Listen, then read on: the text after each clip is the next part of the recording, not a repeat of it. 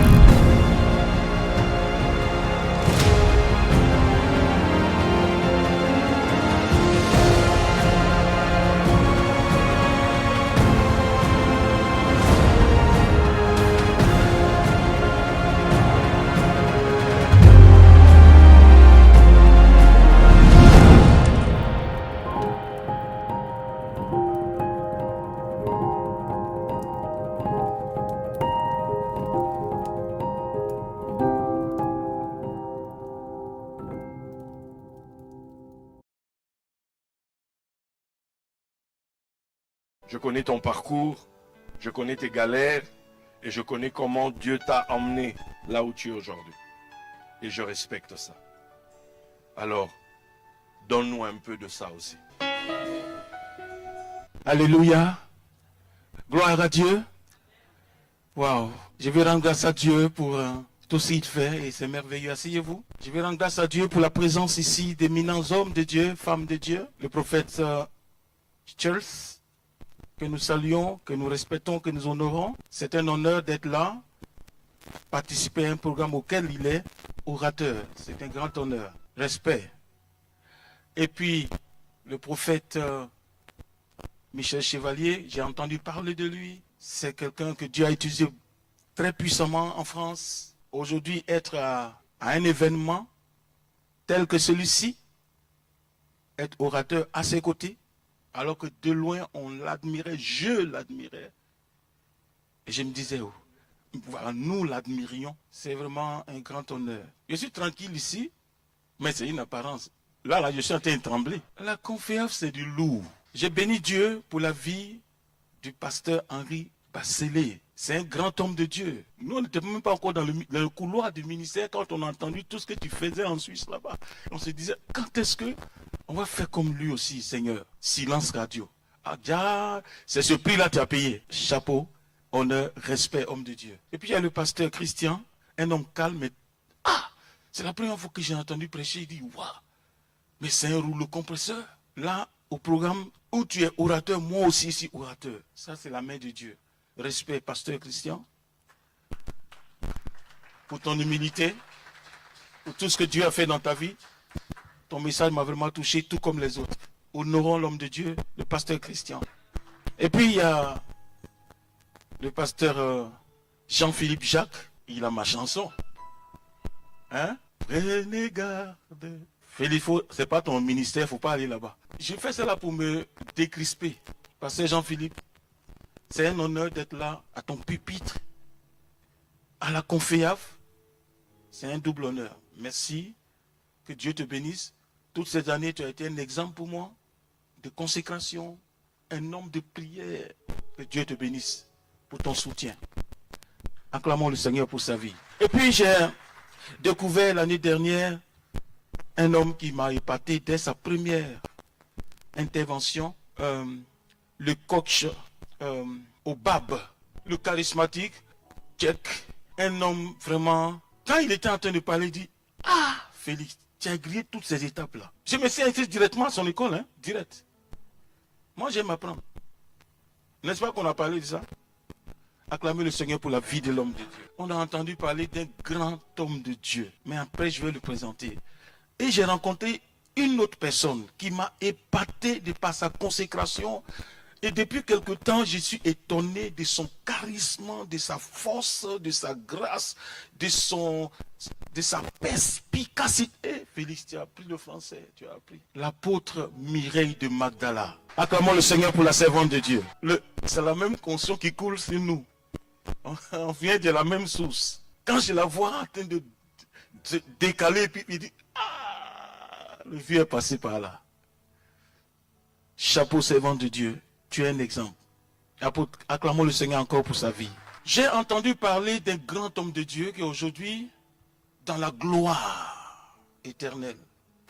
Je n'ai pas eu la grâce, je ne dis même pas la chance, la grâce de le voir et de le saluer. Mais j'ai la grâce de rencontrer son épouse, notre chère maman Jaïe. Nous t'honorons. Ton message était prophétique. En fait, je me suis dit, mais Félix, tout ce que tu devais dire là, ils ont pris. Mon message était comme ça, hein. Ils ont pris dessus, ils ont pris. Et puis, il reste juste un peu. Le peu qui reste là, maman est venue, elle dit, prends de la hauteur. Il dit, mais ça là, Seigneur, moi, il est venu dire quoi ici? C'était très prophétique, maman. C'était très prophétique. Mais je vais surfer sur cette bague. C'était très prophétique. Et comme je suis prophète, je préfère rester sur cette vague. Nous honorons la mémoire de notre cher papa auprès du Père, l'évangéliste, un grand homme de Dieu, Jean-Louis Jaillet. Pouvons-nous l'acclamer, s'il vous plaît? Tenons-nous debout, acclamons sa mémoire. À la gloire de Dieu. Merci, Seigneur. Amen. Asseyez-vous. Et puis, je ne sais pas s'il y a d'autres hommes de Dieu dans la salle, je ne sais pas. D'autres servants de Dieu. Si, il y a un homme de Dieu qui est là, il est calme comme ça, très souriant, mais il est très puissant. Hein? Comment il s'appelle déjà? Fabien Mignaz, un serviteur de Dieu qui ne se ménage pas. Il va dans les nations, surtout la mienne, et puis Côte d'Ivoire, n'est-ce pas? Et puis, il fait beaucoup de choses. Il parle de choses même que moi, je ne connais pas dans mon propre pays. J'ai dit, waouh, quelle grâce. Acclamons le Seigneur pour sa vie. Et son épouse, c'est la fille d'un de mes amis, pasteur à Clermont-Ferrand, le pasteur Pierre-Emmanuel. C'est sa fille qui est son épouse. Honorez-les au nom de Jésus. Merci Seigneur. Et ensuite, à Alain DJA, un ami de longue date, Honoris of Divinity, Doctor of Divinity. C'est mon frère, c'est mon frère de longue date. 30 ans. C'est-à-dire qu'on est ministère, mais on n'a même pas encore mis le pied dedans. J'aimerais qu'on se tienne debout pour honorer le docteur DJA pour ce travail colossal, pour cette obéissance. Honorons-le. Honorons-le. Honorons-le. Il y a un homme de Dieu ici que je n'ai pas présenté, qui vient de Bruxelles, prophète Jérémie. Honorons le prophète Jérémie. Nous t'honorons. Lui, il fera des prophéties. Moi, j'appelle ça prophétie popcorn.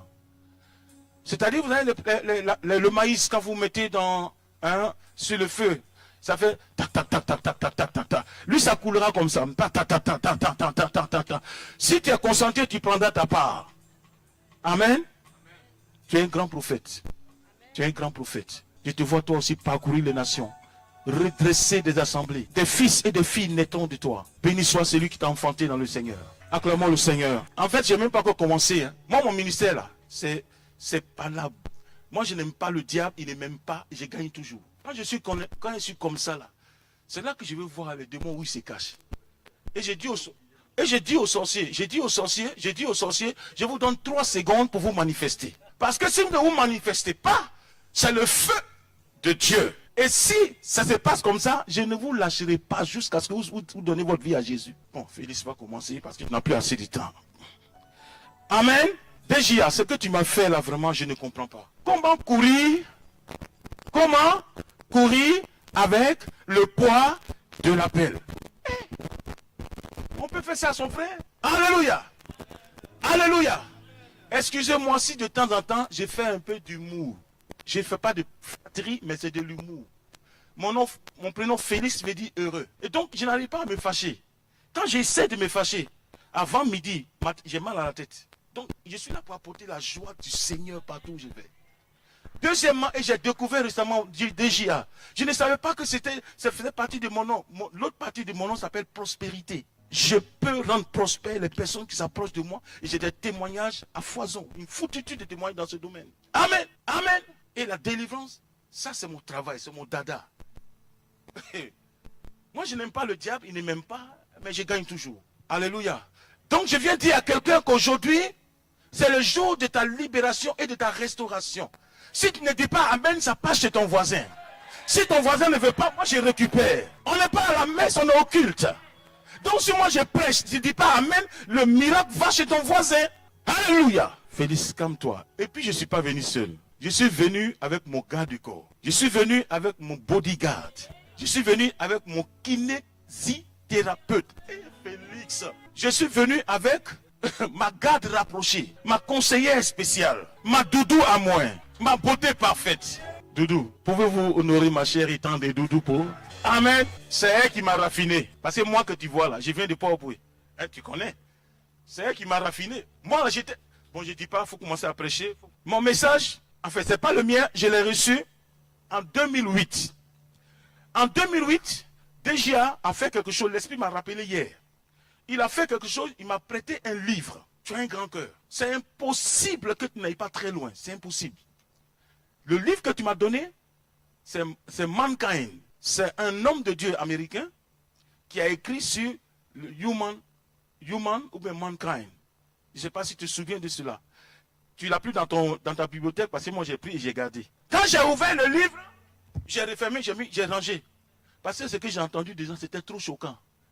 Ça mettait en tout toute ma théologie. Ça parlait du royaume de Dieu. Et j'ai entendu un Galate, Paul dit, Galate chapitre 1, le verset 9. Si quelqu'un venait prêcher un autre évangile, que ce que nous vous avons présenté, il finit par qu'il soit anathème. Et cet homme déployait cela en parlant du royaume de Dieu. C'est la première fois que j'étais en contact avec ça.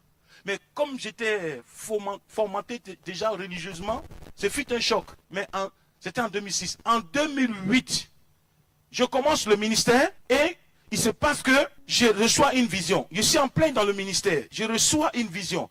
Je me retrouve à la plage, au bord, et je suis en train de bâtir un château de sable. Ce qu'en réalité, je ne sais pas le faire. Mais je me vois en train de bâtir un château de sable.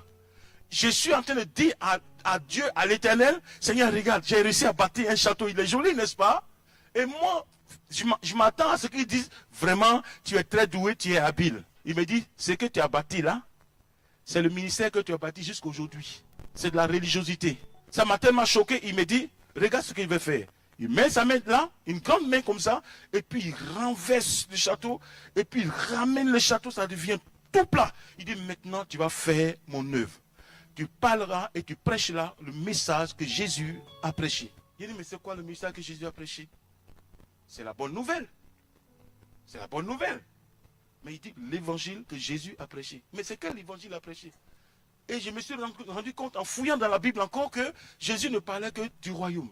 Du royaume, du royaume, du royaume, du royaume, du royaume, du royaume. Et même après sa crucifixion, sa résurrection, au lieu de partir directement vers le Père, il reste encore 40 jours avec ses disciples, pour leur parler les choses concernant le royaume de Dieu. Et il dit, cette bonne nouvelle du royaume sera prêchée, alors viendra la fin. Donc, qu'est-ce que moi je suis en train de prêcher? Et Dieu me disait, la religiosité est en train de pousser à bâtir un château de cartes, un château de sable. Ça a été un choc pour moi. Et il m'a enlevé à Lyon et il m'a emmené à Clermont-Ferrand. C'est à partir de là que Dieu a commencé à m'ouvrir les yeux sur les mystères du royaume et sur le surnaturel. Et pourtant avant, j'ai fait, déjà tu sais, j'ai manifesté les dons spirituels par l'onction de mon père aussi, qui est son père. Hein. Nous, la génération, on est venu après, mais eux, ils étaient à la source. Vous vous souvenez de Kakou Sévérin, hein? Pour certains, Kakou Sévérin, un grand homme de Dieu, n'est-ce pas? Bon, bref. Et là, je me suis retrouvé, et me suis confronté à une nouvelle réalité. Il fallait maintenant revoir toute ma théologie, tout ce que j'ai appris jusqu'ici. Béni soient ceux qui m'ont enseigné. Je ne jette pas ce qu'ils ont donné, et je dis merci à Dieu pour ce qu'ils ont fait. Amen. Que Dieu soit loué. Mais quand le maître, mon Seigneur, dit désormais, c'est ça, c'est sur ça que je dois me focaliser, c'est devenu mon message. À partir de cet instant-là, j'ai commencé à vivre dans le surnaturel. J'ai commencé à vivre dans le surnaturel.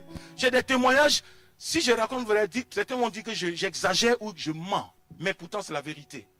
Je peux voir une femme mariée, bien sûr, qui attend des enfants, et je lui dis, dans 2 mois, vous aurez vous serez enceinte de jumelles. Parce que j'entends la voix de Dieu désormais. Et c'est ce que je fais pour plusieurs femmes stériles. Et pour d'autres miracles, etc., etc.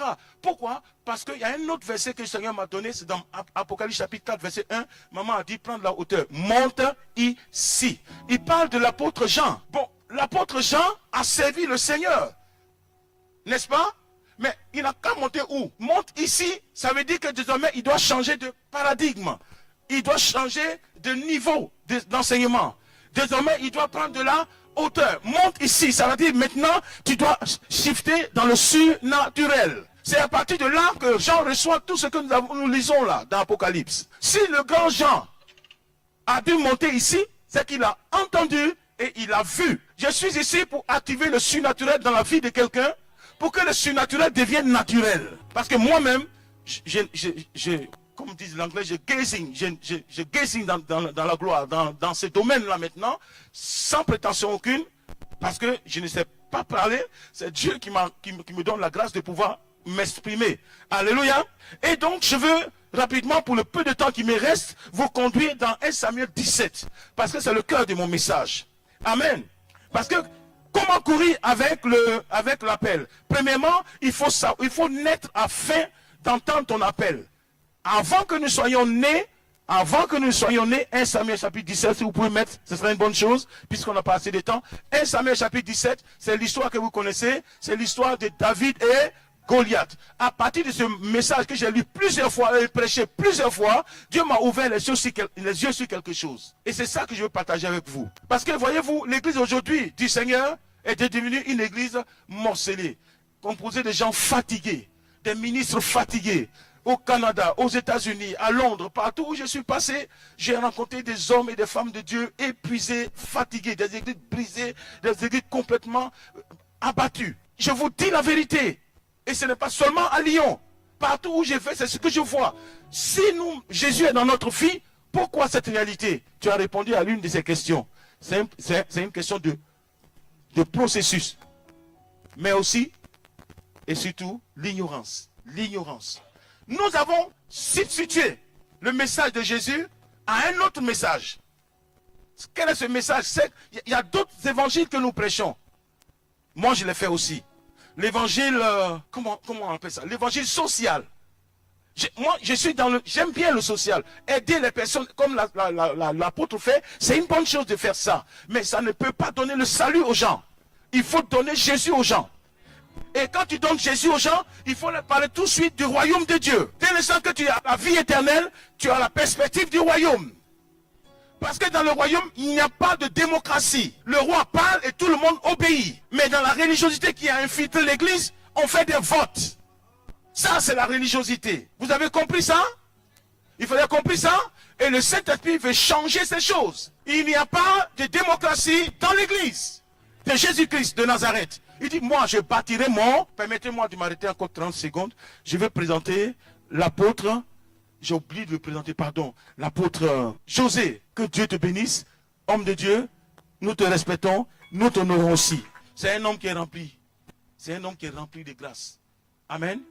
Que le nom du Seigneur soit béni. C'est écrit?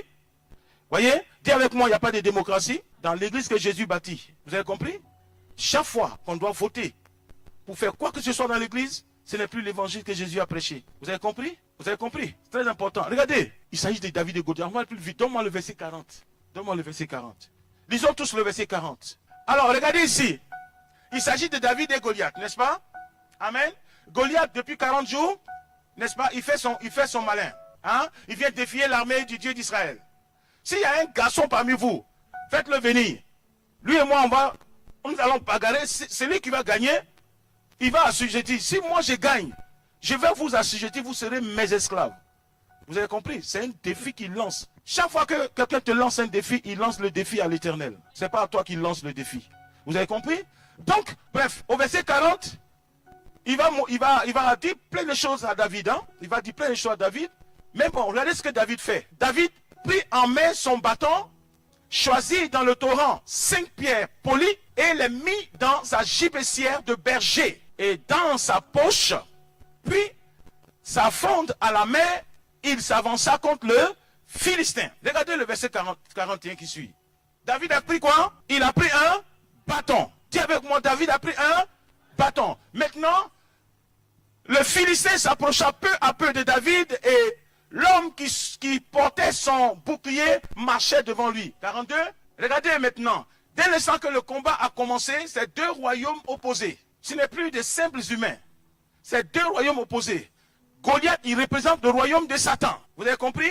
Et David, le royaume de Dieu. Vous avez compris? Maintenant, regardez ce qu'il voit. Le Philistin regardant, et lorsqu'il aperçut David, il le méprisa en voyant en lui qu'un enfant blond et d'une belle figure.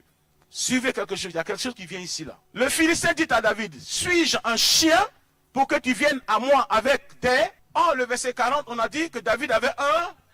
Mais voici qu'au verset 41, verset combien? 43, il voit des bâtons. Là ici, ils sont dans le surnaturel. Alléluia. David, c'est vrai, physiquement il est seul. Mais David n'est pas seul parce que les patriarches sont derrière lui.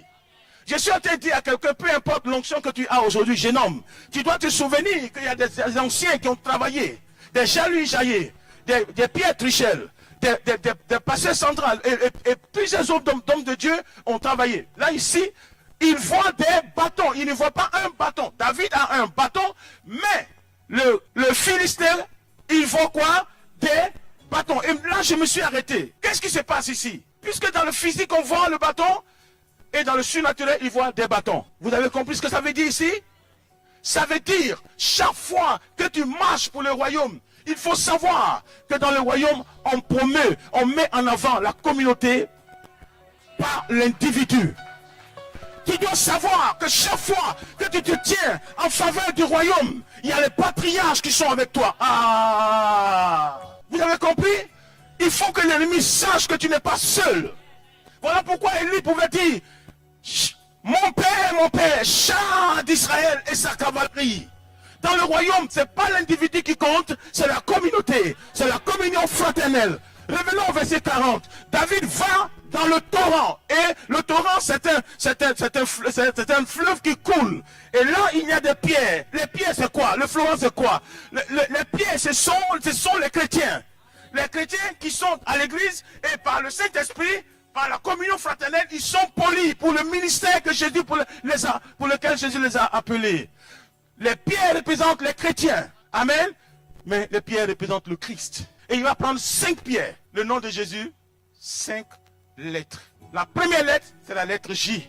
En français, c'est la 10e. C'est le 10e. Vous avez compris? Et à partir de là, quand il va prendre une pierre, une seule pierre, c'est la lettre J. Parce que le nom de Jésus, pour nous en français, ça commence en J.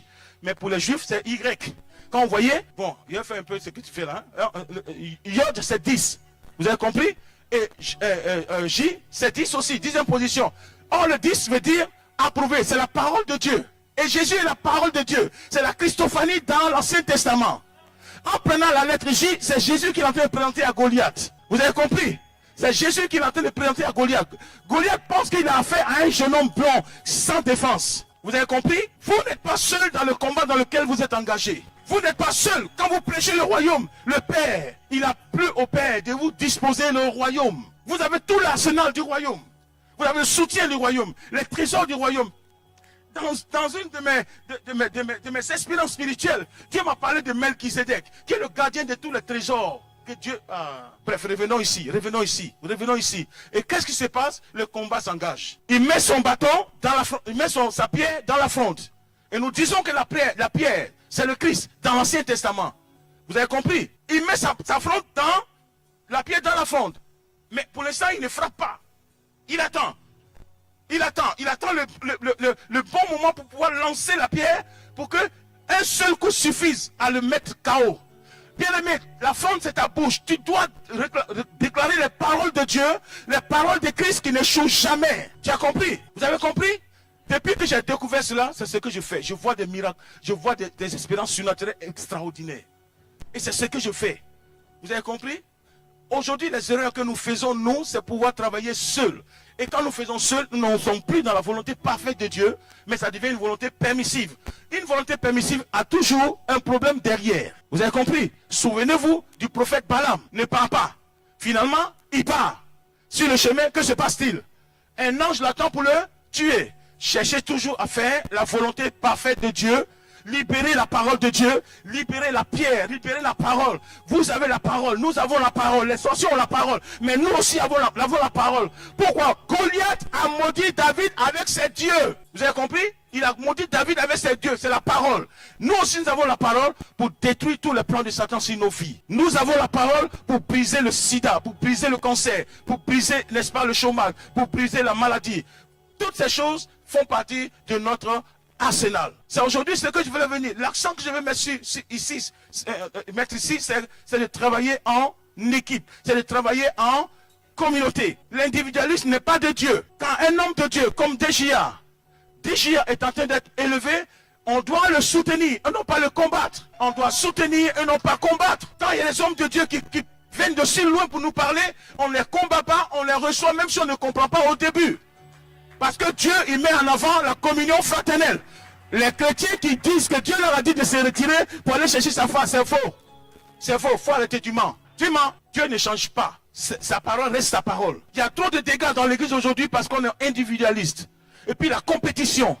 Vous voyez, on regarde à l'autre par rapport à l'autre pour pouvoir se comporter. Et ce comportement fait du mal au corps de Christ. La main a 5 doigts. Ils n'ont pas la même taille. Vous avez compris? Ils n'ont pas la même taille, mais ils sont importants quand ils sont unis. Ils sont forts. Il y a des gens qui sont le petit doigt, mais ils sont tout aussi importants. Vous avez compris? Voilà pourquoi, et je finis ici, quand tu vas faire un ministère, il faut que tu le dises à ton père spirituel. Il faut que tu le dises à l'église, pour que les gens prient pour toi. Tu as une affaire en justice. C'est l'église qui te suit. Tu ne vas pas seul. Oh, je parle à quelqu'un? Est-ce que je parle à quelqu'un? Je vous en supplie. Écoutez-moi, mais il me faut beaucoup de temps pour pouvoir développer. Là, je surnage pour trouver quelques points. D'accord? Le temps qui m'est imparti est déjà passé et je m'en excuse. Désolé. Mais encore une fois, et je finis ici, 30 secondes. Please, la communion fraternelle, nous devons nous forcer à la conserver car c'est la volonté parfaite de Dieu dans le royaume. C'est la volonté parfaite de Dieu dans le royaume. Alléluia. Et une fois que tu fais la volonté parfaite de Dieu, Dieu met tout à ta disposition. Déjà, j'ai vu des choses. À Lyon, Dieu m'a utilisé, mais en dehors. Une fois, j'étais allé aux États-Unis, c'est que j'ai vu toute l'église était par terre. Toute l'église, même la chorale, les hommes de Dieu, les pasteurs, les apôtres, etc. Quand Dieu a commencé à faire les délivrances, ils préféraient fuir, mais laisser leurs fidèles pour faire la délivrance. Voyez, à quel niveau l'église est arrivée? Une église composée de gens malades, des gens souffrants, des gens appauvris par l'ennemi. Mais c'est la fin de leur règne au nom de Jésus. J'ai une bonne nouvelle pour toi. Yeshua Hamashiach Ben David est ici aujourd'hui. Il est là pour te dire, je te restaure aujourd'hui. Si tu dis Amen, tu reçois ta part. Si tu dis Amen, tu reçois ta part. Fais comme ça, dis à ton ange, je suis ici, je suis ici, je suis ici, je suis ici. DJA, voici ce que j'ai vu cette nuit. Je me suis levé à 3h du matin. DJA, 3h du matin. Je dis, pourquoi je me lève à 3h? Je dois prêcher à 11h. Pourquoi je me lève à 3h? La Seigneur me dit, lève-toi, prie maintenant. Tu vas prêcher le message que tu dois prêcher demain. Mets l'accent sur la communion fraternelle. Car c'est le plan du monde des ténèbres pour affaiblir l'église des derniers temps. Dis-leur que David n'a pas combattu seul. Mais que son ennemi a vu qu'il avait plusieurs bâtons. Bâtons, quel bâton? Les 12 patriarches.